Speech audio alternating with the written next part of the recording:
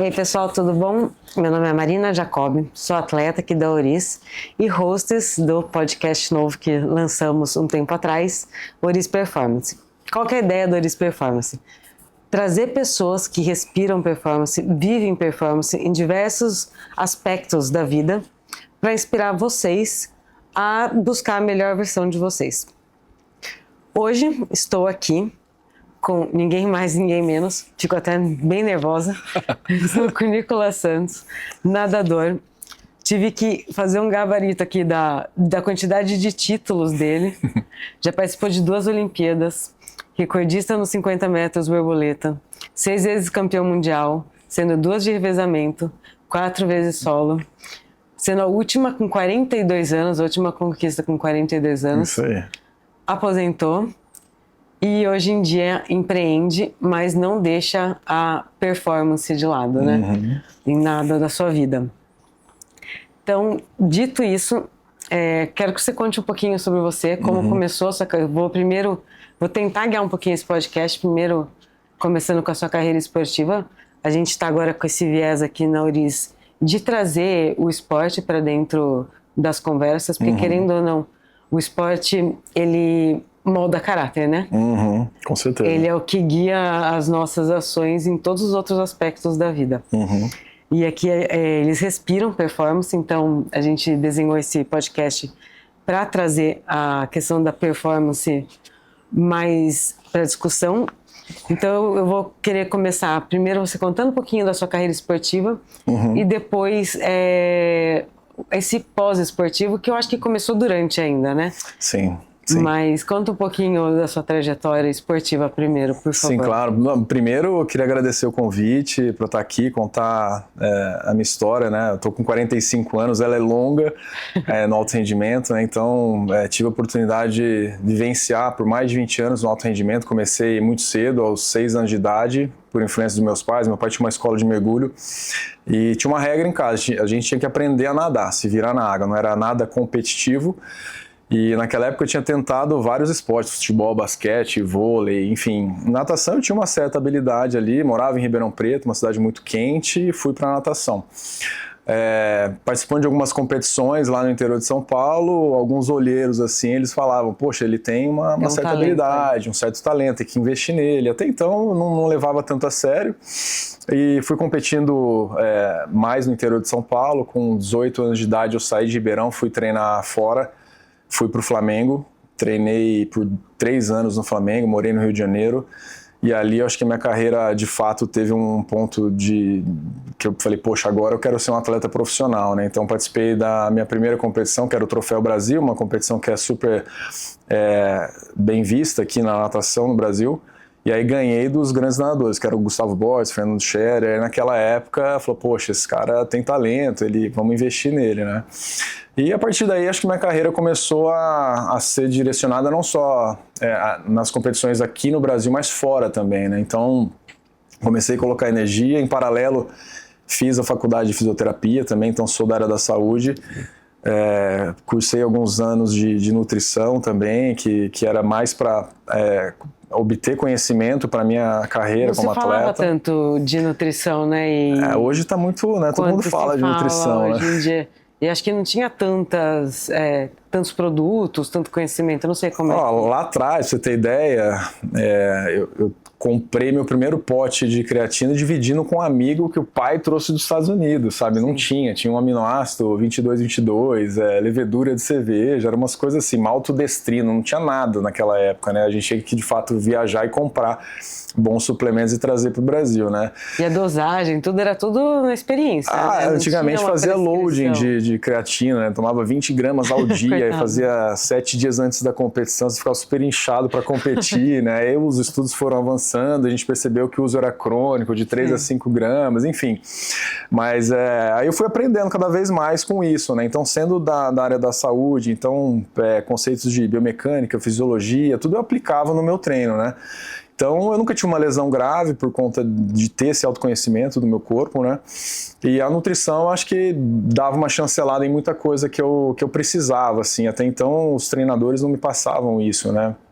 esse conhecimento. Eu fui fazendo nutrição, fiz a fisioterapia, depois eu fiz um MBA também na sequência, isso em paralelo. Tudo foi fora, né, do Brasil? Não, eu fiz no Brasil, Foi no Brasil. E aí, por volta dos meus 20, quase 30 anos, eu fui morar nos Estados Unidos, né? Treinei na Argentina também, treinei no River Plate por quase 7 meses, mais ou menos, treinando lá. E acredito que esse período que eu fui para os Estados Unidos mudou muito minha cabeça, assim, né? Que eu queria entender, poxa, o que os americanos fazem de tão diferente que todo mundo fica de olho, né? O americano, o australiano, pelo menos na natação. E, poxa, eu vi que a gente tinha bons profissionais aqui no Brasil, que era muito mais a estrutura e a mentalidade que eles tinham também, uma mentalidade muito mais agressiva, assim, do que aqui no Brasil. Eu me posicionei lá também nesse ambiente que foi bem positivo para enfrentar, né, as competições quando eu voltava para o Brasil. E muitas vezes a gente ficava assim, vou colocar uma meta, não, mas o pessoal vai achar que eu tô... E eu falei, poxa, lá eles colocavam metas muito agressivas, assim, eu falei, poxa, eu vou fazer o mesmo. Eu acho que o brasileiro tem uma coisa de ter medo de meta, às vezes, e medo de competição, né, de estimular a competição quando é criança. Sim. E é algo que é cultural em Não, é super cultural, acho que desde muito cedo, aprende assim. A perder, aprende a ganhar, aprende a perder, aprende a ter eu acho metodologia. Que isso, um dos melhores, assim, valores que o esporte traz é isso, né, uma ferramenta educacional, não tem nem o que falar, né, saindo do alto rendimento, mas esporte de maneira geral, esporte competitivo, acredito que é super importante para o desenvolvimento de criança, enfim. Mas aí minha carreira praticamente virou internacional a partir daí, né? Então participei de 2 Jogos Olímpicos, como você falou, nadava 50 livre, nadava 100 livre, até o momento que eu nadei o meu primeiro campeonato mundial em 2012, a prova dos 50 metros borboleta, e ganhei esse campeonato. A minha primeira pergunta é, como que você descobriu que era essa a sua prova, né? Na realidade, eu acredito que quando eu era mais novo, eu era muito generalista. Eu nadava muita prova. Então, os clubes pediam para nadar 5 provas, 4 provas. Então, eu nadava 50, 100 livres, 50 borboleta, 100 borboleta, todos os revezamentos. E eu fazia mais ou menos tudo. Foi isso. E a partir do momento que eu falei, cara, eu preciso focar em uma prova e tentar nadar da melhor forma possível. Eu ganhei um primeiro mundial. Eu falei, caramba, será que eu poderia ter feito isso lá atrás, né? Enfim. E aí mudei completamente. Eu pivotei minha carreira. Então, eu era um nadador de 50 e 100 livre, que era uma prova tradicional, né, no Brasil. Todo mundo queria entrar no revezamento 4 por 100 livre, que era a tradição. E eu fui para uma prova que nem era olímpica, hoje é olímpica, mas não era olímpica naquela época. Aí ganhei esse primeiro mundial em 2012. Eu falei, poxa, é isso, eu vou focar nessa prova. E pivotei mesmo, porque pensando nas provas olímpicas, não tinha tanta remuneração. E essa prova, por eu ter sido campeão mundial, eu comecei a ter muito convite, fechar contrato fora do Brasil. E eu falei, poxa, eu vou direcionar minha carreira para esse lado, né? E foquei bastante. E aí de 2012 até 2022 foram 10 anos para me tornar 4 vezes campeão nessa prova, que era um objetivo que eu tinha traçado ao longo da carreira. Eu falei, poxa, eu quero me tornar o único tetracampeão mundial no Brasil, e de fato consegui. Aí aposentei na Austrália, não tinha falado para ninguém, né? Todo mundo falou, pô, você nem falou que ia aposentar. Eu falei, cara, eu nem sabia que eu ia ganhar a prova. Aí eu aposentei na Austrália, acho que fez sentido também por ser um país que super valoriza a natação, né? Sim.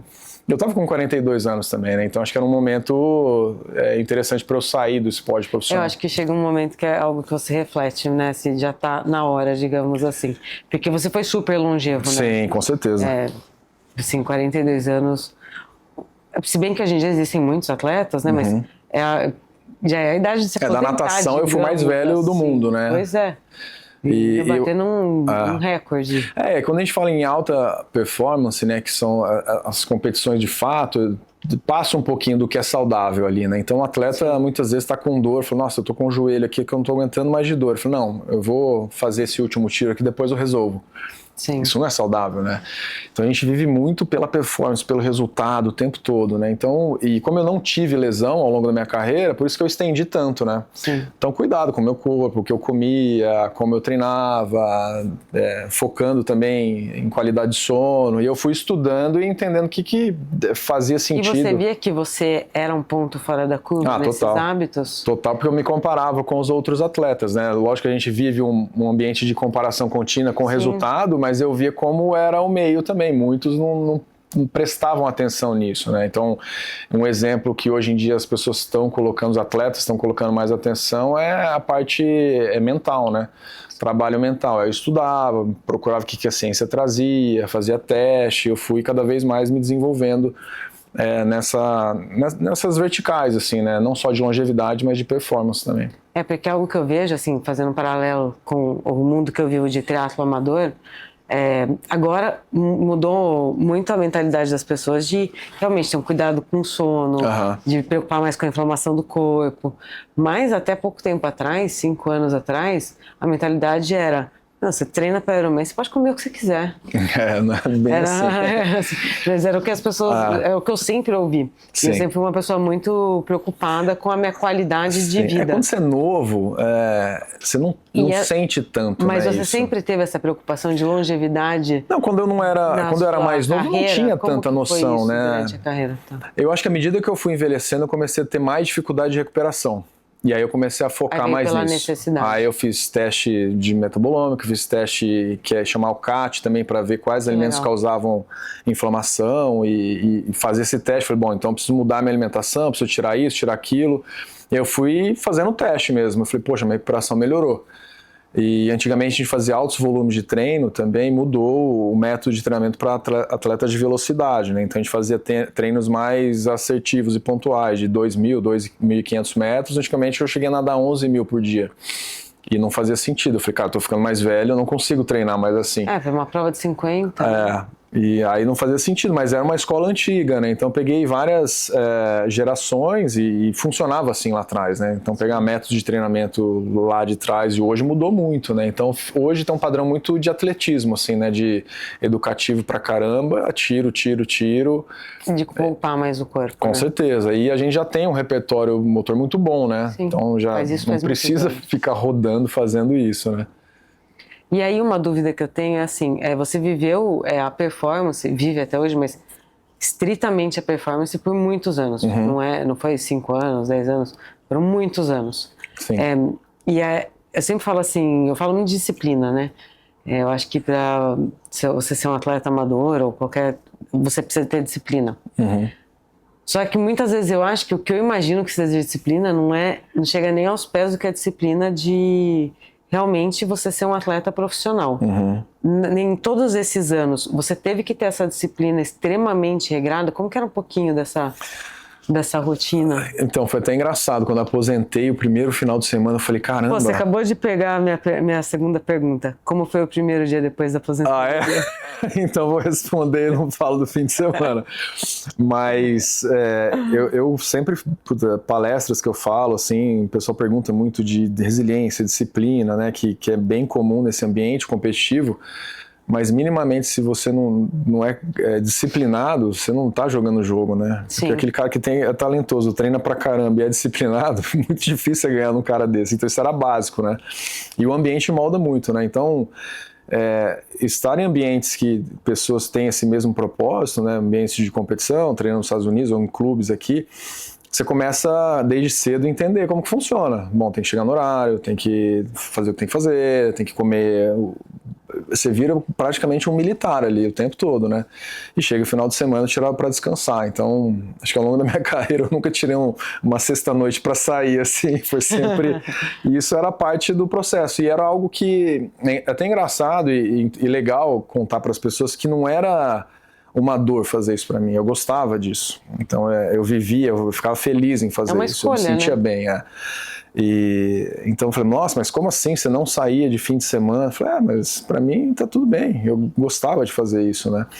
E realmente eu vejo muitos atletas até fazendo essa comparação saudável, atletas amadores, também são muito disciplinados, né? Que trabalham, têm as suas funções como pai de família, mãe de família, enfim, mas leva muito a sério para ser produtivo no trabalho, Sim. né?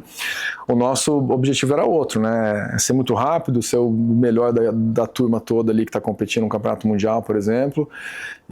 Mas eu acho que fica muito enraizado, assim, né? A gente já começa muito cedo, 6, 7 anos de idade, e é uma coisa que você já é meio forjado, pra pensar, sabe? Né, que você está sendo disciplinado. Acho que você só percebe a disciplina que você tinha quando você sai dela se aposentando. Sim, com certeza. E aí... Mas assim... Mas acho que você leva também os hábitos... Levo. Hoje eu dei uma relaxadinha, assim, um pouco mais, né? Não levo tão a sério, mas assim, era 9 da noite, eu tava dormindo, acordava às 6 e era uma rotina maluca, né? Então a gente vivia numa bolha. Então problemas que a gente conseguia tirar de lado, assim, e alguém resolver, era o que a gente fazia, né? Então, em muitos momentos que eu falava, poxa, eu tô focado aqui na competição, eu não vou resolver isso daqui, sabe? Hoje em dia, não, sou pai de família, eu tenho que resolver um monte de coisa e toco o barco, né? Sim. Mas a gente ganha, a gente recebe para fazer aquilo, né? Então, é uma profissão que, de fato, o ambiente é assim, né? Então, ajuda bastante. E aí dessa disciplina, não vou falar tanto da disciplina, mas da performance que você teve lá, como é que você foi atribuindo isso para outras áreas da sua vida? Porque eu lembro que a gente até saiu para almoçar um dia e eu já ouvi você falando isso em outros podcasts, que você se aposentou com um salário muito bom e aí você saiu de um salário muito bom para zero salário. Exato. E então, para isso, você tem que ter um planejamento, né? Sim, sim. E isso também envolve muito a questão de performance, porque performance eu acho que é você olhar para todos os aspectos da sua vida e ver como que você vai dar o melhor de você em todos eles, né? Sim, sim. Como que você foi se preparando e quais eram as oportunidades que você foi enxergando? Como que você... Não foi bem uma migração do dia para a noite, né? Assim, agora aposentei, agora vou empreender. Sim, não, eu acho que isso foi. deve ter vindo já de... Foi uma transição, assim, mas ao longo da trajetória, obviamente, quando eu comecei a ganhar dinheiro, eu comecei já a estudar para entender um pouco mais essa parte financeira. Minha esposa é da área financeira também, e ela me ajudava muito com relação a isso. E eu acredito que, assim, quando eu fiz a transição, eu já estava com um conforto financeiro que eu falava, poxa, eu consigo Porque acho que não são todos os fazer as coisas com calma aqui, não sim. ficar desesperado, fazer qualquer coisa, né? Então, para mim, foi planejado, foi algo planejado mesmo. Não foi assim, parei, agora vou ter que fazer qualquer outra coisa para ter uma situação financeira positiva, né? Mas é o que você falou, profissionais de alta performance que, assim, em essência, é entregar resultado consistente ao longo né, ao longo do tempo e acima da média, eu buscava outras oportunidades de negócio também. Então, tive empresa de treinamento, a gente capacitava treinadores, fazia meetings de alta performance aqui no Brasil, a gente fez na Austrália, na Europa. E então, em paralelo, eu investi também em outras empresas, comprei imóveis, aí eu fui tendo um conforto, obviamente que é muito distante de um jogador de futebol, a gente não consegue nem comparar, mas eu não fiquei aqui naquele desespero quando eu parei, mas de fato, no dia seguinte que eu aposentei, eu não tinha mais nenhum patrocinador. Você sabe que eu estava outro dia ouvindo um podcast do Thales Gomes, que é um dos fundadores do G4, e ele falou assim, que quando você chega o privilégio de quando você chega num conforto financeiro não é o que você pode comprar, é você poder falar não sem ficar preocupado. Exato, quando você não tem opção, você não tem o que falar, né? Você fala, não, beleza. O maior benefício de eu não ter que me preocupar com dinheiro é poder falar não para oportunidades que eu não quero. Sim. Porque se você está precisando, às vezes você tem que falar sim para coisas que você não quer. E assim, o lado positivo, falando da minha carreira em si, eu tive o privilégio de dar resultado até o dia que eu decidi aposentar, né? Isso não é comum, né? Então, muitos atletas, até campeões olímpicos que a gente tem, chegam ali nos finalmente para aposentar, já não estão nadando bem, né? E além dessa preocupação toda com a transição, tem a parte emocional que tá ruim ali, né? Porque o cara fala, poxa... Começa a ficar desespero, né? Não foi legal, não tô feliz com isso eu vi bastante, né? Eu acho que essa questão até da transição é algo que é bem interessante, assim, porque o atleta profissional, o tempo todo ele está buscando ali resultado, a próxima competição, a próxima Olimpíada, o próximo Pan-Americano, o próximo recorde. Quando acaba isso, você fala, e aí? É a mesma coisa você ir treinar e não ter um objetivo claro, assim, tá, eu tô treinando, eu sei que é pra saúde, mas acabou, né? Então foi difícil para mim também aceitar um pouco, ou treinar sem ter um objetivo, a não ser a minha saúde, né? Tanto é que eu tô nadando competições, né? Master, para sentir o gostinho da competição. Eu ia perguntar hoje, como é que tá a sua rotina hoje? no que você está investindo, do que você trouxe da natação, da sua carreira para a sua vida atual. Já faz 3 anos, né, que você está aposentado. É tão engraçado falar isso para uma pessoa tão nova. Faz 3 anos que você está aposentado. Eu tenho 45, né? Eu sei, mas geralmente a gente fala aposentado uma pessoa de 70. Sim. Já está com 3 anos de aposentadoria. Sim. Como que está a sua vida atualmente? Olha, eu embarquei na Nautilive, né, empresa que eu fundei junto com o Marcelo Sadi e o Felipe Costa.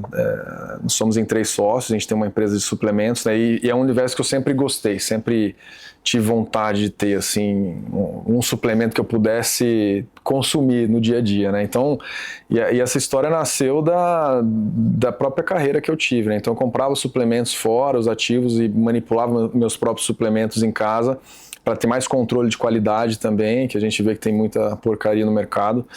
E aí a gente, sentei com eles e a gente decidiu montar um suplemento multifuncional, que ele tem mais de 60 ingredientes, para fazer parte da rotina matinal das pessoas. Então é um suplemento que está na mesa da minha casa, todo mundo consome. E para ter também. Para ter um suplemento de qualidade aqui no Brasil, né? E em essência é o suplemento que eu de fato consumi praticamente ao longo da minha carreira, né? Então tem vitaminas, minerais, compostos bioativos, tem colágeno, tem superfoods, tem aminoácidos também, prebióticos.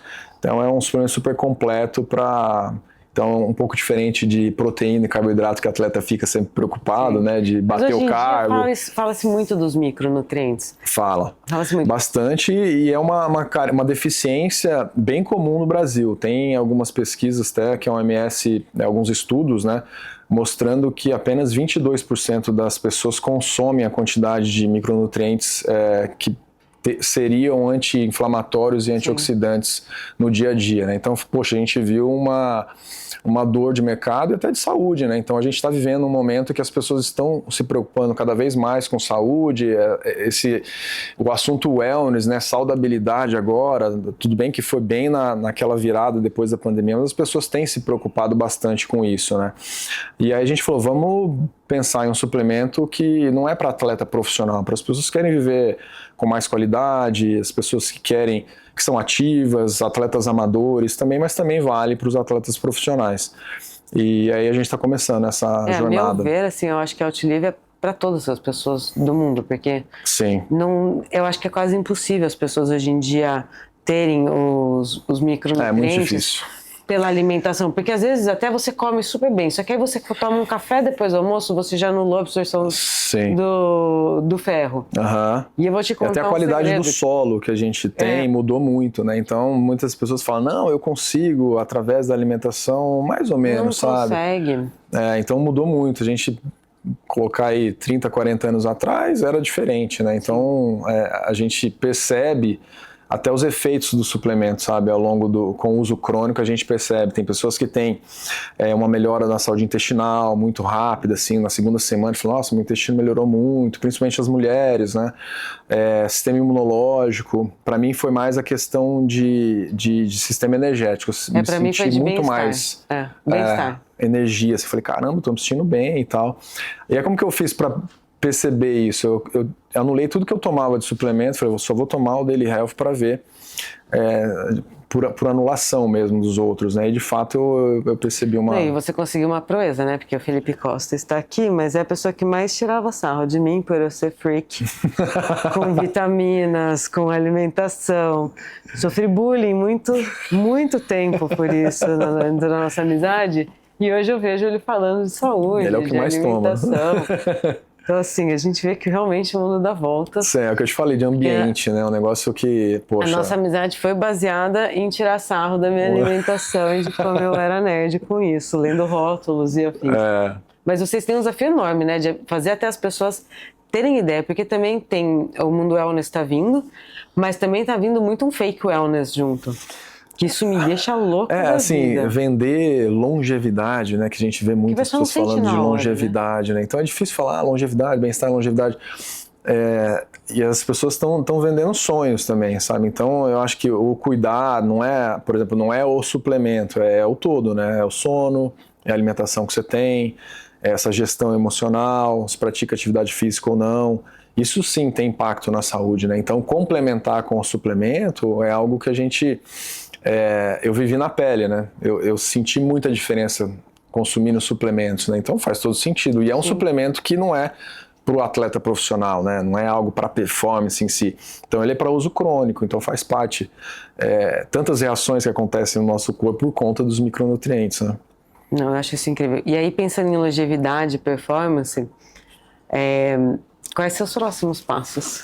Os meus próximos passos... fazer o T-Live crescer junto com o Felipe e o Marcelo, isso é um objetivo que a gente tem. E você tem essa mesma meta, todas as metas que você colocava na natação em questão de performance, você trouxe para a empresa também? Então tem metas na empresa, tem... Eu escrevo tudo, dou check em tudo que está acontecendo.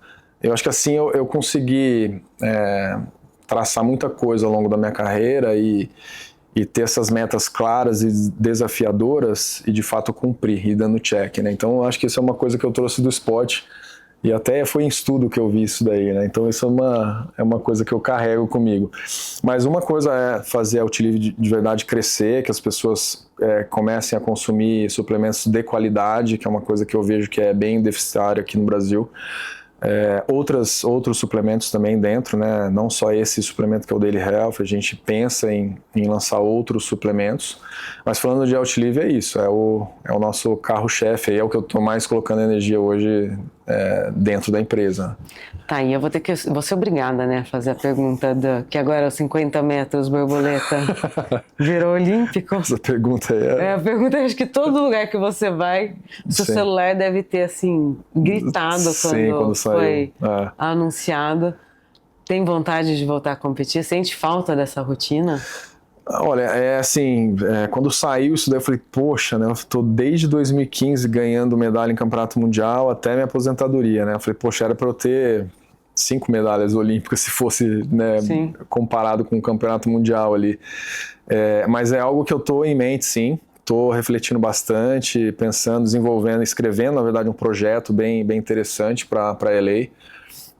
Mas aí eu preciso entender como vai ficar minha rotina, né? A rotina aqui em São Paulo, a rotina de treino é puxada, né? Porque quando você competia, você não morava aqui em São Paulo? Eu morava. Final, você já morava aqui? Eu viajava muito, né? Então passava 2 meses na Europa. Que agora você tem uma rotina de pai de família, Pai de família, o bicho pega, viu? É bem mais fácil ser atleta. Era diferente do que quando você era atleta. Tem que montar uma... da escola, não, isso eu sempre fiz, assim, escritório. sempre gostei de fazer, aliás, né? Mas é uma rotina diferente. Ser atleta profissional, eu até brinco, né? Falo, não, mas você fica cansado, mas dá pra fazer outras coisas. Eu falei, cara, você não tá entendendo, né? Assim, ao ponto de... É o esgotamento, né? Eu não conseguir raciocinar depois de um treino muito intenso, sabe? De falar, cara, preciso deitar esse final de semana e ficar deitado, o final de semana inteiro. Então é diferente, né? Porque o foco 100% é ali, né? Sim. Mas eu ainda estou pensando, tem algumas ideias. E se você tiver essa vontade, como que funciona? Assim, é uma dúvida leiga mesmo. Por exemplo, para você estar apto a participar, tem classificatória? Como que funciona? Eu anuncio, né, que eu estou voltando, tenho que falar para a federação, para a confederação também. E para me classificar para os Jogos Olímpicos, eu tenho que participar das seletivas. Então, aqui no Brasil tem uma seletiva que vai ser bem próximo dos Jogos, né? Só que eu preciso entrar em ritmo de competição de novo, né? Não é só, vou para a Olimpíada. Então, começar a participar de boas competições, né? Competição, o Sete Colli na Itália, o Mare Nostrum, que é em Mônaco, França e Barcelona. Então, eu tenho que começar a participar dessas competições, que são os atletas que eu vou enfrentar lá, né? E aí é uma rotina um pouco diferente, né? Tem que ficar viajando bastante. Esse é o ponto que é mais chato. Não é uma viagem para passear, né? Sim, é uma viagem. Você vai lá, tem que descansar, competir, voltar, e é bem desgastante. É como um executivo quando viaja de trabalho, não fala assim, nossa, que delícia. Fala, você passa o dia em reunião. Você não vê nada. Você janta com pessoas que estão falando de trabalho, aí você acorda, toma café da manhã com as pessoas que você está trabalhando junto, então... Sim. É incrível viajar o mundo trabalhando, mas é isso, você está trabalhando, né? Não, com certeza. Não é, mas ainda estou pensando, estou refletindo, estou conversando bastante com minha esposa com relação a isso, mas se de fato eu voltar vai ser um projeto bem diferente do que a gente vê na natação hoje. Eu acho que vai ter, é o mínimo, assim, né? Porque você já fez o que, digamos, que tinha que só voltar, agora, não é? Pô, vamos entregar uma coisa diferente, né? Com certeza. Acho que pensar um pouquinho fora da bolha, né, da natação mesmo e de fato documentar isso e mostrar. Então, chegando em LA, né, com 48 anos, é algo que ninguém fez até hoje, sabe? Sim. Então seria bem interessante, não só nessa questão retorno, de longevidade, né, toda essa história, e sendo do Brasil também. E aí, para encerrar aqui nossa conversa, você falou enfim, de tudo que você já fez, né, e que você até pretende voltar ou não, tá estudando, mas o que você vê de legado que você deixou?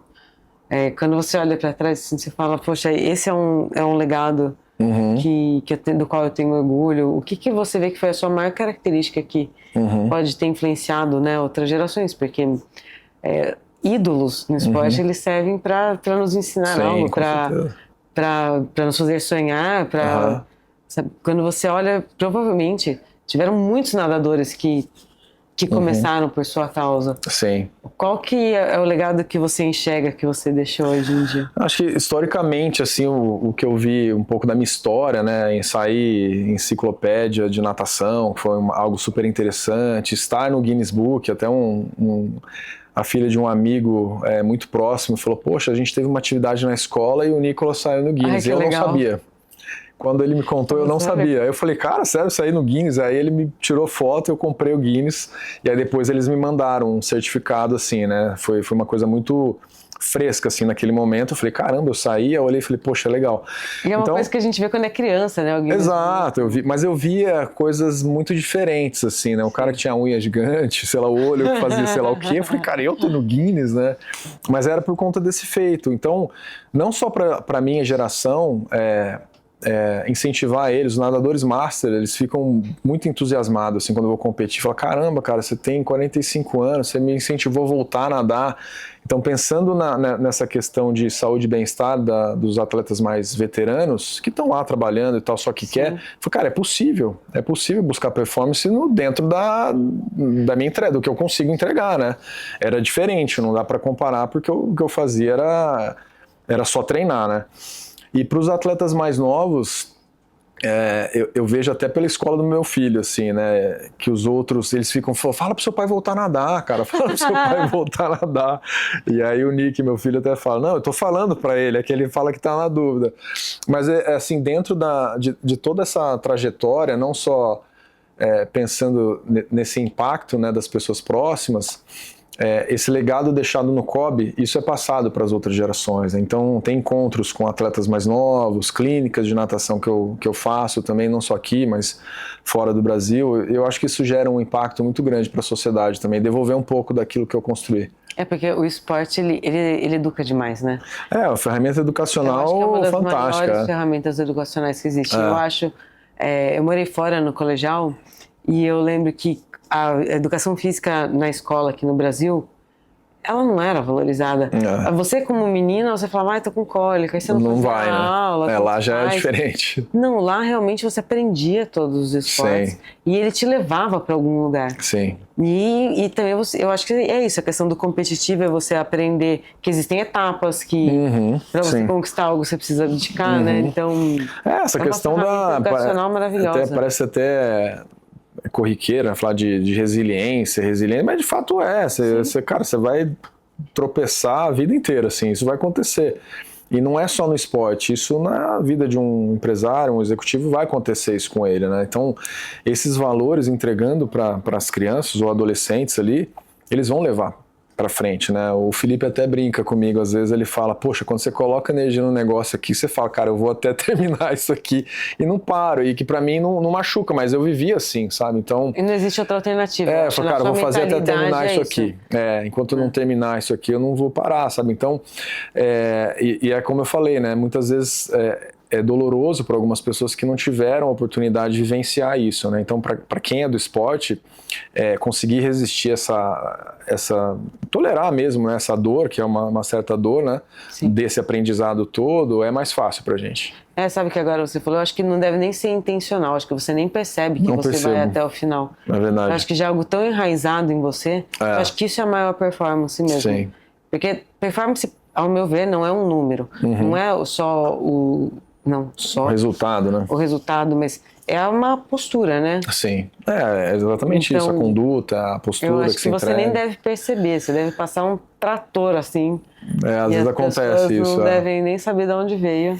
Eu acho que é interessante até falar se o atleta, depois que ele aposenta, consegue direcionar esse aprendizado para o lado positivo, não quer dizer que ele vai replicar o que ele fez na carreira de Sim. sucesso, mas ele vai ter uma vantagem competitiva Ele gigantesca. tem um ativo natural dentro dele que é... Porque o aprendizado por si só, você pega duas pessoas e, sei lá, coloca 2 anos de aprendizado e ele tem esses valores juntos, ajuda bastante ele.